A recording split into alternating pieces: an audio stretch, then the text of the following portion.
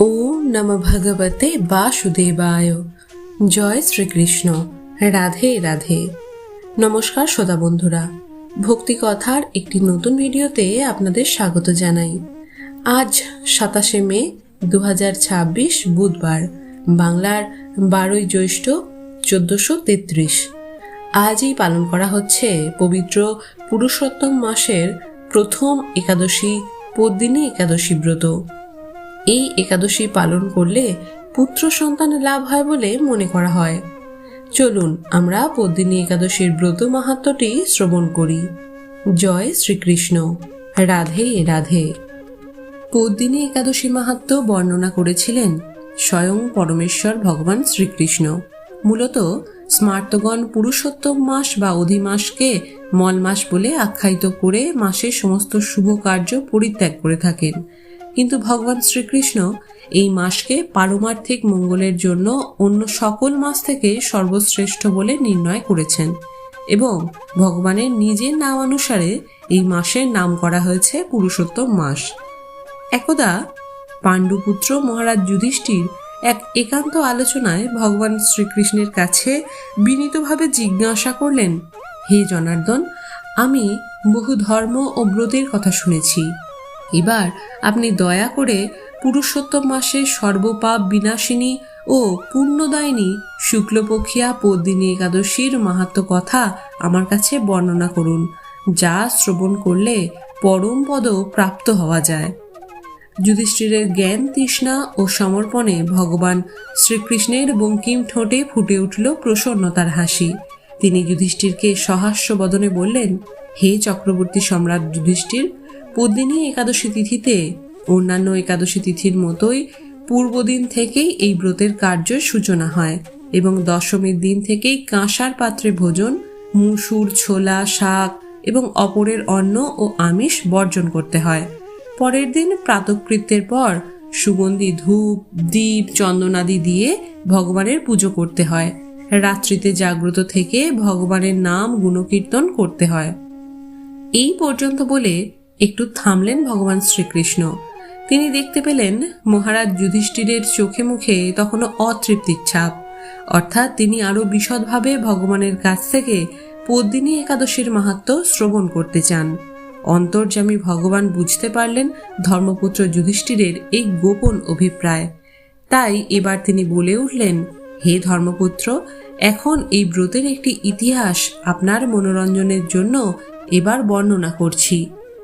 বহু পূর্বে ঋষি পুলস্ত মহা বিষ্ণুভক্ত দেবর্ষি নারদকে এই ইতিহাস বর্ণনা করেছিলেন।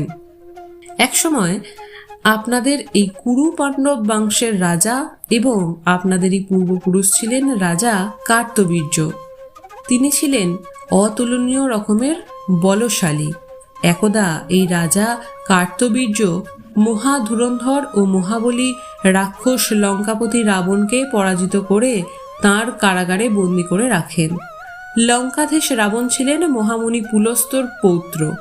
তাই স্বর্গে মহর্ষি পুলস্ত তার নাতি রাবণের পরাজয়ের সংবাদ পেয়ে তাড়াতাড়ি মাহিষ্মতি নগরে এলেন। সেই উদয়মান সূর্যের ন্যায় ঋষিকে দেখে কার্তবীর্য তাকে সাদর অভ্যর্থনা জানালেন এবং মহর্ষির আগমনের কারণ জানতে চাইলেন। ঋষি কার্তবীর্যের কাছে রাবণের মুক্তি প্রার্থনা করলেন। প্রচণ্ড বলশালী ক্ষত্রিয় রাজা কার্তবীর্য মুনি ঋষিদেরকে খুবই সম্মান করতেন। তাই মুনির আজ্ঞায় রাজা রাবণকে তিনি মুক্ত করে দেন এবং রাবণকে অনেক উপহার প্রদান করে তার কাছে মিত্রতা আবদ্ধ হলেন। এই আশ্চর্যজনক কথা শুনে দেবর্ষি নারদ পুলস্ত মুনিকে জিজ্ঞাসা করলেন, হে মুনিবর, ইন্দ্রসহ সকল দেবতা যেখানে রাবণের কাছে পরাজিত হয়েছিলেন, সেখানে কিভাবে সামান্য ক্ষত্রিয় রাজা কার্তবীর্য রাবণকে পরাজিত করলেন?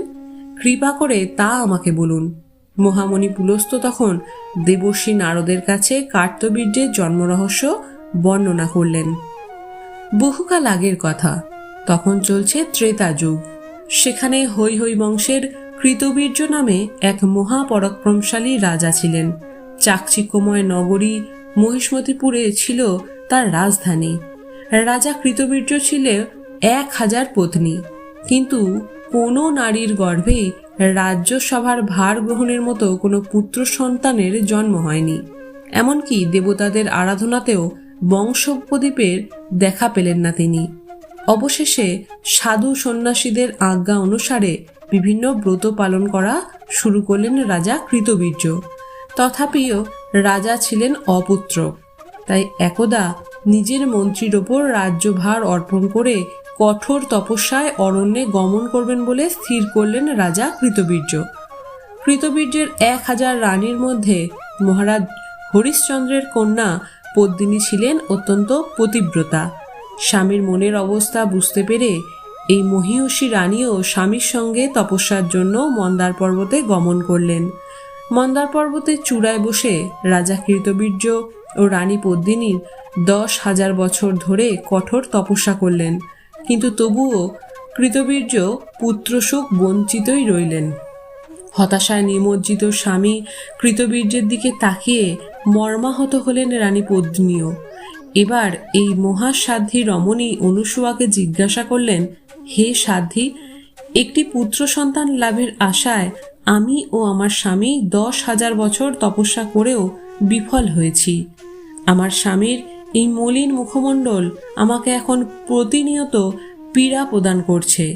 দয়া করে আমাকে এমন কোনো ব্রতের কথা বলুন যে ব্রত পালন করলে ভগবান প্রসন্ন হন এবং অতি শ্রেষ্ঠ পুত্র লাভ হয়, এমন কোনো উপায় বিধান করুন।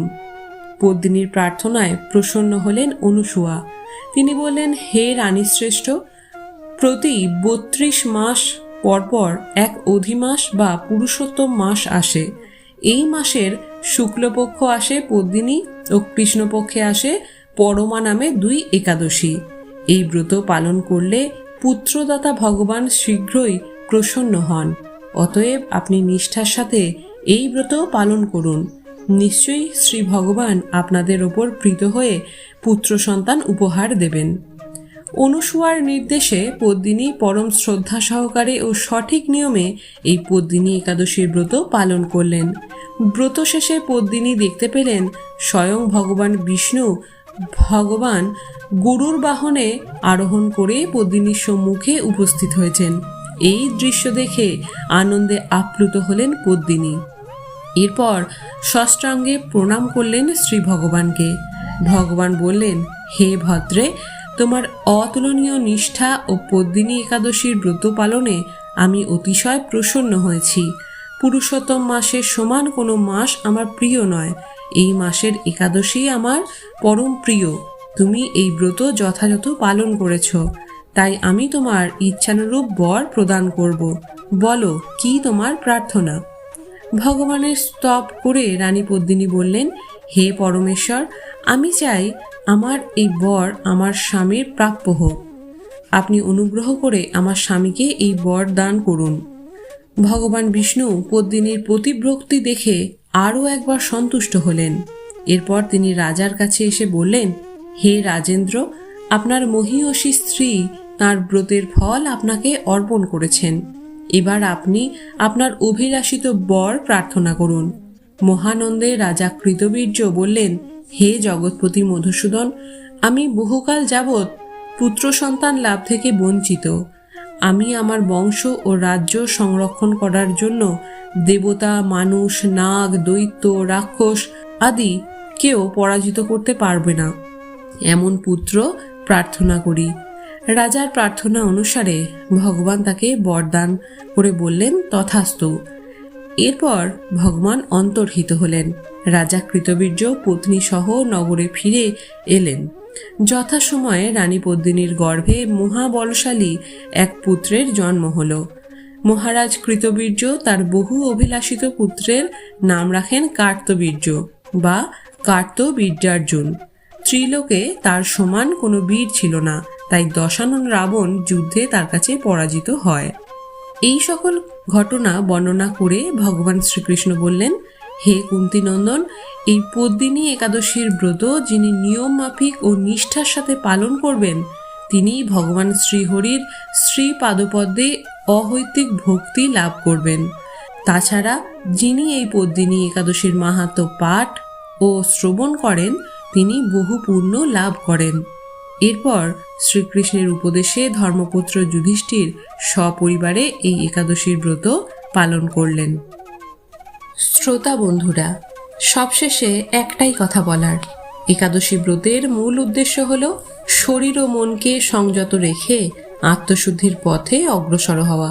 পঞ্চ জ্ঞানেন্দ্রিয়, পঞ্চ কর্মেন্দ্রিয় এবং মন, এই একাদশ ইন্দ্রিয়কে সংযত রেখে নিষ্ঠা ও ভক্তির সাথে একাদশী পালন করে ভগবান বিষ্ণুর কৃপা লাভ করা এবং জীবনের সকল প্রকার আধ্যাত্মিক উন্নতি এবং বাধা বিঘ্ন দূর করা।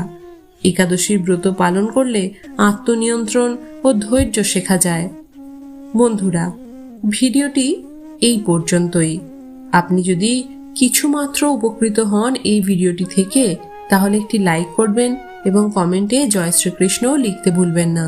আর আপনি যদি আমাদের ভক্তিকথা চ্যানেলে নতুন হয়ে থাকেন, তাহলে চ্যানেলটি সাবস্ক্রাইব করার অনুরোধ রইল।